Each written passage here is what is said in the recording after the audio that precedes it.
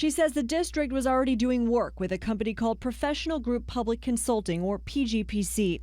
Her sister is part owner and runs the company. Smith also worked there and had a financial stake in the company. She filled out this conflict of interest form. I wanted to double down, make sure everybody knew I was part of that organization even before I was hired. But in the form, she makes no mention of her sister. Why didn't you put on that form that Caroline Brackley, part owner, is my sister? Well, the form is confusing.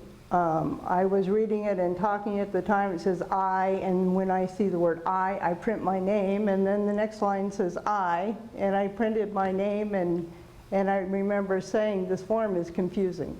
Her attorney argues that Smith had disclosed her outside employment on her application, mentioning PGPC and Caroline Brackley as her supervisor. What complicates the issue is that as CFO, Smith approved tens of thousands of dollars in district payments to PGPC. Smith says the vendor for those payments wasn't clear. Obviously, the CFO cannot touch every purchase order. You signed purchase orders, hand-signed purchase orders for $16,000 and computer-generated purchase orders for $43,000. You're not seeing PGPC on those orders? No. Smith maintains she never personally benefited, and a few months after getting hired by SUSD, she asked PGPC to buy her out. Do you think that that passes the smell test? I see the concerns in it, and that's why I specifically went over with Mr. O'Brien and signed a conflict of interest. We're literally talking about nearly $500 million that was under the review of my client as CFO. And there's not one shred of evidence to suggest that one penny was misdiverted.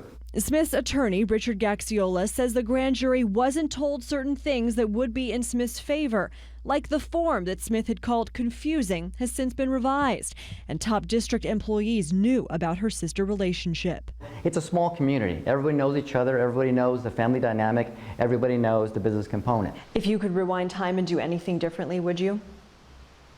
I think everybody in the world would do that, yes. Is there anything specific? I would never have worked for Scottsdale. So the state says the role of a grand jury is not to hold a mini trial. They only determine probable cause for an indictment, and they also say that